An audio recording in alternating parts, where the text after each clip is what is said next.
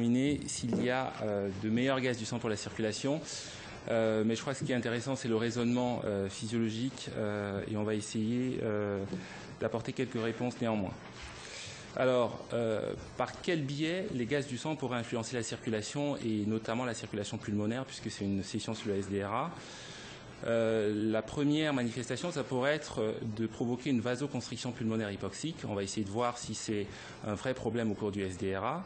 A contrario, on pourrait imaginer aussi une vasodilatation pulmonaire hyperoxémique. Ça a été décrit dans certaines situations.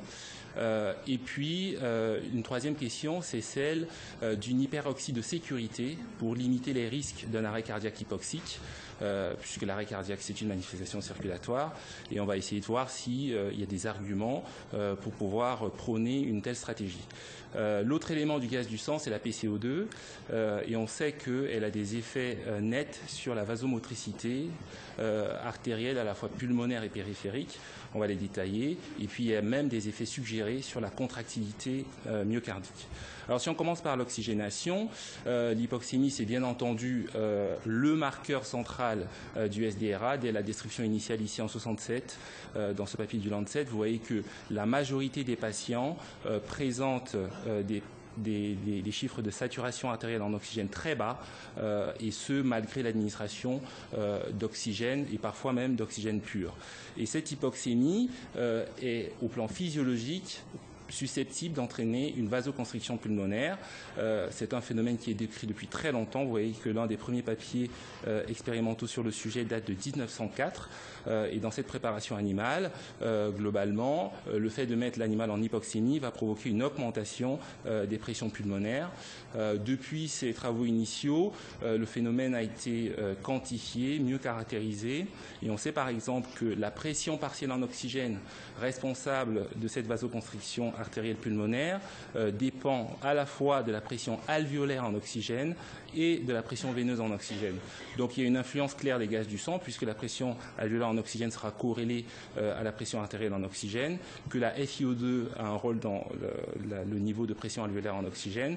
Et puis dans les zones de shunt où il y a peu de ventilation, cette pression artérielle alvéolaire en oxygène étant proche de 0, la PVO2 va prendre le rôle majeur pour déterminer cette vasoconstriction hypoxique, donc un rôle également des gaz du sang veineux. Alors, il y a un doute sur l'existence d'une vasoconstriction pulmonaire hypoxique dans des situations septiques. En effet, on sait que l'endotoxine inhibe le phénomène de vasoconstriction pulmonaire hypoxique. Un exemple, c'est ce travail où est quantifié en ordonnée ici l'augmentation de pression artérielle pulmonaire en réponse à l'hypoxie. Et vous voyez que cette augmentation est réduite lorsque on utilise du LPS administré à l'animal. Et cette inhibition de la vasoconstriction pulmonaire est probablement médiée par la voie du NO, parce qu'on inhibe le phénomène de réduction de la vasoconstriction pulmonaire si on utilise des animaux KO en synthèse de monoxyde d'azote. Et puisque la majorité des patients SDRA sont septiques, on peut se demander si c'est un vrai problème au cours du SDRA. Mais il y a quand même quelques arguments qui tendent à faire penser qu'il existe une vasoconstriction pulmonaire hypoxique, y compris au cours du SDRA. Le premier des arguments, c'est le comportement des vasodilatateurs pulmonaires qui est très différent en fonction de la manière dont on les administre. Donc si on prend cet exemple avec du monoxyde d'azote ou des prostaglandines, si vous les administrez par voie d'aérosol, vous obtenez une amélioration de l'oxygénation et une réduction du shunt. Probablement que la vasodilatation ayant lieu dans des zones qui sont bien ventilées va divertir le sang en le raréfiant dans les zones mal ventilées et donc améliorer le rapport ventilation-perfusion. Et ce qui est intéressant, c'est que l'administration des mêmes prostaglandines par perfusion n'aura pas d'effet sur l'oxygénation et va au contraire altérer le shunt, comme si elle avait levé dans des zones qui étaient mal ventilées un phénomène protecteur qui était la vasoconstriction pulmonaire hypoxique. L'un des papiers qui démontre le mieux qu'il y a sans doute un degré de vasoconstriction pulmonaire hypoxique au cours du SDRA, c'est celui-ci.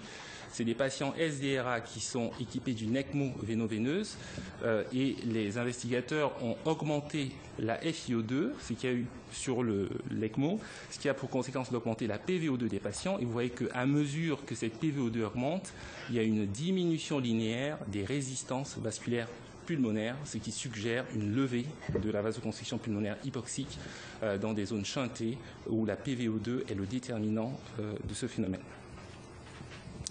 Donc, à ce stade, on pourrait se dire c'est important de corriger l'hypoxémie pour pouvoir minimiser la vasoconstriction pulmonaire hypoxique. Mais ce qu'on va voir, c'est que c'est surtout la méthode de correction de l'hypoxémie qui va compter, puisque toutes ces méthodes proposées ont des effets propres sur la circulation pulmonaire. Donc, si on commence, par exemple, par le volume courant, vous connaissez tous cette étude, ARMA, qui compare deux niveaux de volume courant. Et donc, je vous rappelle que dans le groupe volume courant élevé, ici en vert, vous avez une meilleure oxygénation que dans le groupe à bas volume courant, puisque le volume courant, ça recrute. Malheureusement, parallèlement à cette meilleure oxygénation, on a un moins bon pronostic, avec, comme vous le savez, une surmortalité des patients qui ont le volume courant le plus élevé. Et en fait, on peut le comprendre puisque, comme l'a dit Antoine, c'est la distension téléinspiratoire qui est le déterminant principal mécanique de la dysfonction vasculaire pulmonaire. Et dans ce travail qu'ils avaient publié, vous voyez bien que, à mesure que la pression de plateau augmente, vous avez en noir ici une augmentation du pourcentage de cœur pulmonaire aigu, avec d'ailleurs en parallèle une augmentation de la mortalité. Donc, utiliser des gros volumes courants, ça va améliorer l'oxygénation, mais l'effet sur la circulation ne sera sans doute pas le meilleur. Une autre solution, ça peut être les manœuvres de recrutement. Vous le voyez, les manœuvres de recrutement, ça peut permettre chez certains malades d'améliorer significativement le rapport P sur F. Mais il y a d'autres malades qui sont non répondeurs. Et ce qui est intéressant, c'est que chez les non répondeurs, on a très souvent une altération hémodynamique en parallèle à l'absence d'amélioration de l'oxygénation. Avec dans ce travail, vous voyez une diminution significative du débit cardiaque lors de la manœuvre de recrutement. Donc là aussi, probablement pas l'idéal, notamment si le malade n'est pas répondeur. La PEP, c'est un outil universel utilisé depuis des lustres pour améliorer l'oxygénation. Donc c'est un effet physiologique qui est très connu. Vous voyez ici, j'ai pris l'exemple de l'étude Alveoli, où dans le groupe PEP élevé, en vert, vous avez les niveaux de PO2 à J1, J2 ou J7 beaucoup plus élevés que dans le groupe PEP basse, mais ça ne se traduit pas en une amélioration de la mortalité. Et vous le savez que dans les deux autres travaux randomisés, l'étude Express ou l'étude LOFS, la figure était identique, même si dans une méta-analyse, on suggère un effet bénéfique chez les plus hypoxémiques. Et cette dissociation entre meilleure oxygénation et pas d'amélioration du pronostic pourrait aussi avoir une explication physiologique qui passe par la circulation pulmonaire. En effet, on sait qu'à mesure que vous augmentez la pression expiratoire positive, les résistances vasculaires pulmonaires augmentent. Donc ce n'est peut-être pas la meilleure manière d'améliorer l'oxygénation du point de vue de la circulation pulmonaire, puisque c'est la question qui m'est posée. Néanmoins, on peut imaginer une individualisation de la PEP. Ce travail récent publié dans le journal Bleu montre que si vous faites un test de PEP à un patient et que vous regardez en fonction de sa réponse la mortalité, en ordonnée ici, vous allez voir que la mortalité des patients va diminuer si jamais l'augmentation de la PEP a induit une augmentation de la PaO2. Et donc sans doute que les malades qui répondent en termes d'oxygénation sont des malades qui sont à meilleur pronostic. Et ça pourrait avoir une relation à la circulation pulmonaire, puisqu'on sait également, de par des études physiologiques, qu'il y a une relation inverse entre le recrutement et la tolérance hémodynamique. Ici, en abscisse, vous avez l'augmentation du recrutement lorsqu'on augmente la PEP chez les malades SDRA, et en ordonnée, vous avez la baisse de l'index cardiaque. Et vous voyez que le recrutement est maximal chez les patients qui ont le moins baissé leur index cardiaque. Et plus vous baissez votre index cardiaque, et moins vous allez recruter. Donc ça pourrait être une manière de sélectionner les patients chez qui l'oxygénation ne va pas s'accompagner d'une altération de la circulation pulmonaire. Antoine vous a parlé de l'HFO. Vous le savez, l'HFO, ça améliore très bien l'oxygénation. On le voit ici sur les graphes de gauche, mais ça n'a pas d'effet sur la mortalité, voire dans l'étude Oscillette, un effet délétère. Et comme il vous l'a dit, ça passe sans doute par un effet sur la circulation pulmonaire, avec ici plus de dysfonction ventriculaire droite dans le groupe HFO par rapport à la ventilation conventionnelle, et ceci associé aussi à plus de pression dans les voies aériennes, ce qui pourrait expliquer le phénomène. Quelque chose qui est beaucoup plus séduisant, ça pourrait être le monoxyde d'azote. Donc on connaît ses propriétés vasodilatatrices sélectives dans les zones ventilées qui améliorent l'oxygénation. Ça, c'est une méta-analyse qui montre que le rapport P sur F est meilleur dans le groupe NO par rapport au groupe sans NO, mais on sait également que si on ne sélectionne pas les patients, il n'y a pas d'effet sur la survie. Peut-être que ce serait intéressant de mener des études dans un sous-groupe de patients avec une dysfonction vasculaire pulmonaire sévère. Et probablement la meilleure réponse pour associer à la fois une bonne oxygénation et une protection de la circulation pulmonaire, c'est le décubitus ventral. Vous le voyez, une amélioration ici de l'oxygénation, une amélioration également du pronostic. Et si on regarde physiologiquement ce que ça fait sur la circulation pulmonaire, ça c'est un travail d'Antoine Beyer-Baron, vous voyez que la mise en décubitus ventral prolongé améliore l'index cardiaque et cette amélioration est sans doute due à une amélioration circulatoire pulmonaire, comme en atteste ici la réduction de taille du ventricule droit et la modification de la déformation du ventricule gauche, ce qu'on appelle l'index d'excentricité, qui est moins déformé du fait du septum paradoxal. Et ces résultats ont été confirmés récemment dans un travail très joli de l'équipe de Bicêtre, qui montre également que chez certains patients ARDS mis en décubitus ventral, vous pouvez obtenir une amélioration significative de l'index cardiaque ici, du fait d'une réduction des résistances vasculaires pulmonaires. Je n'aborderai pas la question du remplissage vasculaire qui se pose également sur ce point, vu que ce sera abordé dans le troisième topo. Donc si on fait un point d'étape concernant l'oxygénation, on peut dire que la vasoconstriction pulmonaire hypoxique existe au moins partiellement au cours du SDRA. Ça peut être un objectif de la minimiser, donc d'avoir sur les gaz du sang une oxygénation correcte, mais la manière d'obtenir cette PO2 correcte est cruciale en termes de circulation pulmonaire et probablement que le DV, c'est le meilleur outil à ce jour pour combiner les deux. Qu'en est-il de la vasodilatation pulmonaire hyperoxique? Donc, c'est un phénomène qui est décrit, notamment chez le sujet sain. Si vous le mettez, ce sujet sain, ici en condition hyperoxique mais hyperbare, je le signale, les résistances vasculaires pulmonaires vont chuter. Or, en pratique, on ne ventile pas nos patients en condition hyperbare. Donc, si on s'intéresse à la littérature en normobar, les résultats sont moins clairs. Vous voyez ici que dans un groupe ventilé en post-opératoire, les pressions artérielles pulmonaires ne sont pas très différentes en fonction de la normoxie ou de l'hyperoxie des patients. D'autre part, l'application d'une telle approche nécessiterait d'utiliser des FiO2 très élevés, en gros de l'oxygène pur, ce qui a en soi des conséquences physiologiques. La première est la dénitrogénation, phénomène très connu. Si vous mettez un patient ARDS en FiO2 1, au bout d'un certain temps, vous voyez baisser le rapport P sur F, et cette baisse du P sur F est expliquée par une diminution du recrutement ici, mesuré recrutement alvéolaire, qui diminue significativement en FiO2 1, alors qu'en FiO2 0,6, il n'y a pas de modification du recrutement. Et la seule manière de prévenir cette dénitrogénation qui provoque un dérecrutement, c'est d'utiliser des niveaux de PEP élevés, comme on le voit ici à droite. Alors, est-ce que la dénitrogénation et cette atélectasie de dénitrogénation a des conséquences physiologiques? Oui. Antoine vous a montré l'étude animale de Dugan dans le journal Bleu, qui montrait que dans les zones atélectasiées, sans doute que la circulation pulmonaire n'est pas parfaite. Un autre argument, c'est cette relation ici entre le niveau de pression expiratoire positive et les résistances. Vous voyez qu'en fait, lorsqu'on passe d'une pression à 5 à des pressions plus élevées, bien entendu, les résistances augmentent, mais également les résistances augmentent lorsqu'on baisse la pression de 5 à 0. Sans doute que l'atélectasie générée par la PEP nulle ici crée des conditions de circulation pulmonaire moins bonnes. Donc l'atélectasie de dénitrogénation serait délétère pour la circulation pulmonaire de ce point de vue. Donc on peut dire que la vasodilatation pulmonaire hyperoxique est peu opérante en pratique clinique. Du coup, la recommandation pour les gaz du sang serait d'avoir une PaO2 raisonnable, suffisante pour éviter la vasoconstriction pulmonaire hypoxémique, mais pas excessive, car les gains de l'hyperoxémie sont douteux.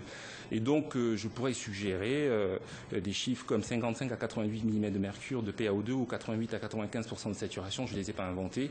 Je les ai piochés dans l'étude l'étude ARMA de l'ARDSNet. Ce sont les objectifs classiques de saturation utilisés dans les grands essais randomisés, une saturation raisonnable pour avoir une oxygénation adéquate. Alors, l'autre question quand même, c'est de savoir est-ce qu'il ne faut pas augmenter un peu ces saturations pour avoir une sécurité et éviter, si le malade a une désaturation brutale, l'arrêt cardiaque hypoxique. Alors, le premier élément, c'est de se dire, est-ce que l'hypoxémie, c'est pronostic dans le SDRA? Comme l'a dit Antoine, pas tellement. Dans cette méta-analyse de Lauren Beware, la PaO2, en tout cas le rapport P sur F initial, est mal associé au pronostic. Il l'est que dans quelques études. Et dans aucune étude, il ne sort en analyse multivariée. Mais quand on regarde en détail les causes de décès des patients en ARDS, ça c'est l'une des dernières séries les plus importantes sur le sujet, la série d'Arnaud-Thiel, on voit quand même que, bien sûr, le choc réfractaire c'est la cause numéro 1, mais à côté de ça, il y a quand même de l'hypoxémie réfractaire et il y a un certain nombre de patients qui font des arrêts cardiaques dont on pourrait supposer que au moins une partie d'entre eux soit due à des arrêts cardiaques d'origine hypoxémique. Donc peut-être qu'une hyperoxémie de sécurité aurait un intérêt. Mais l'utilité clinique de cette marge de sécurité est mise en doute par plusieurs modèles. Donc ça, c'est un travail très intéressant qui est une modélisation théorique, mais qui apporte beaucoup de renseignements, de la désaturation progressive d'un patient. Donc dans le modèle, ils mettent des caractéristiques liées au SDRA, le niveau de shunt, de vasoconstriction, etc. Et ils se demandent si, par exemple, le malade désature en gagnant 2% de shunt par minute, qu'est-ce qui se passe en fonction de son niveau de FiO2 de base. Et vous voyez qu'en réalité, puisqu'on surveille la saturation des malades en pratique clinique, si le patient part de 100% de FiO2 et donc d'une PaO2 très élevée, du fait de la forme de la courbe de dissociation de l'hémoglobine, pendant très longtemps, la désaturation sera imperceptible puisqu'il va rester à 100% de saturation pendant un grand moment de baisse de sa PaO2 qui est au-dessus de 120. Et le moment où le clinicien se rendra compte de la désaturation, la zone de détection, il aura moins de temps, ce patient, ici, c'est le patient de droite, pour passer par exemple de 98 à 85% par rapport à un patient qui d'emblée était dans la zone de détection. Et donc paradoxalement, le fait d'avoir une FiO2 élevée va diminuer le temps de désaturation clinique que peut détecter le clinicien, avec un effet paradoxal de désaturation clinique plus rapide. Et du coup, on peut conclure que l'hyperoxémie de sécurité n'est pas opérante en pratique clinique et qu'on doit rester dans des objectifs de saturation en oxygène raisonnable. Alors, qu'en est-il de la capnie? La capnie, c'est un peu plus simple. On sait que c'est un vasodilatateur artériel périphérique. C'est démontré dans plein d'études. Dans celle-ci, vous voyez que lorsque la PCO2 augmente, les résistances systémiques baissent, du coup le débit cardiaque augmente et la pression artérielle pulmonaire augmente. Mais il y a également des effets pulmonaires qui, eux, sont des effets clairement de vasoconstriction. Dans cet essai, dans cette étude qui est très intéressante, c'est des tests d'apnée et puis les investigateurs regardent durant l'apnée d'un potentiel donneur d'organes ce qui se passe en termes de PCO2 et de circulation. Vous voyez que la PCO2 augmente de 37 à 68, baisse des résistances vasculaires systémiques, effet attendu, mais aussi augmentation des résistances vasculaires pulmonaires qui reviennent à la normale lorsqu'on reventile le patient. Et cet effet vasoconstricteur pulmonaire est aussi démontré au cours du SDRA. J'ai pris juste cette étude. On a les résistances en ordonnée. Vous voyez que lorsque vous mettez du NO, les résistances baissent, mais elles augmentent lorsque vous faites de l'hypercapnie. Et cet effet est contrebalancé par la réadministration de monoxyde d'azote. Et ça a des conséquences sur le cœur droit. Dans cet essai qu'on avait fait, on augmentait la capnie en diminuant le volume courant. Vous voyez que cette augmentation de capnie s'accompagne d'une baisse du débit cardiaque qui est due à une dysfonction ventriculaire droite, comme on atteste la dilatation ventriculaire droite qu'on observe ici, et la déformation ventriculaire gauche du fait du septum paradoxal. Et dans la plupart des séries qui regardent le cœur pulmonaire, si vous comparez la PCO2 des patients sans cœur pulmonaire en bleu à celle des patients avec cœur pulmonaire, constamment la PCO2 est plus élevée dans le groupe qui a un cœur pulmonaire. Donc, la PCO2 élevée, ça a un effet vasoconstricteur circulatoire pulmonaire. Donc, il faut chercher les moyens de la réduire. Alors, qu'est-ce qu'on peut faire? On peut augmenter la fréquence respiratoire. C'est ce qu'avaient fait les investigateurs de ARMA. En baissant le volume courant de 12 à 6, ils ont dû doubler la fréquence respiratoire. Et vous voyez qu'ils ont du coup un peu limité l'augmentation de capnie dans le groupe petit volume courant. Mais Si on augmente trop la fréquence respiratoire, on s'expose à de l'hyperinflation dynamique. Ça a été très bien démontré ici par une étude de l'équipe d'Antoine, où l'augmentation de la fréquence respiratoire de 15 à 30 génère de la PEP intrinsèque, avec du coup une augmentation de la PEP totale, avec des effets circulatoires, puisqu'ici il y avait une réduction, certes modeste, mais présente quand même, de l'éjection ventriculaire droite.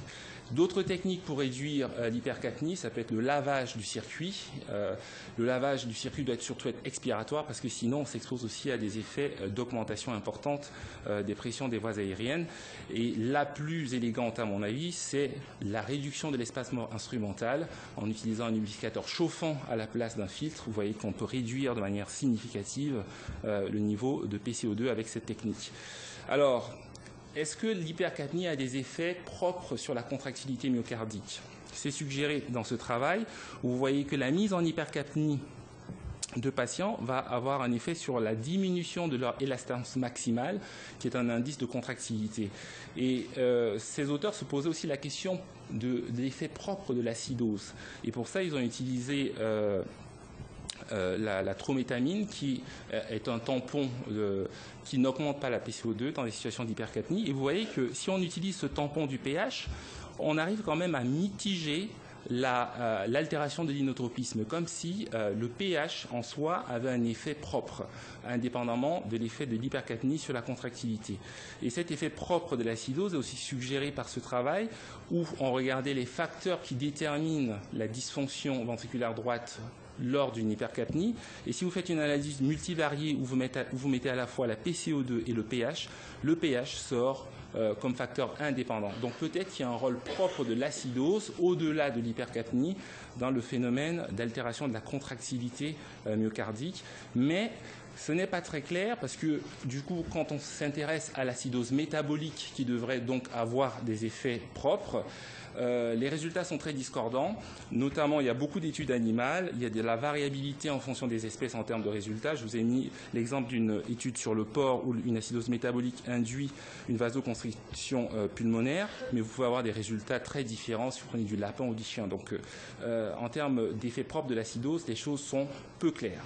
Donc, si on résume pour la capnie, il faut probablement éviter l'hypercapnie en raison de ces effets vasoconstricteurs pulmonaires. Les méthodes les plus recommandées, à mon avis, sont la réduction de l'espace instrumental en plus de l'accélération de la fréquence respiratoire, mais en évitant l'hyperinflation dynamique.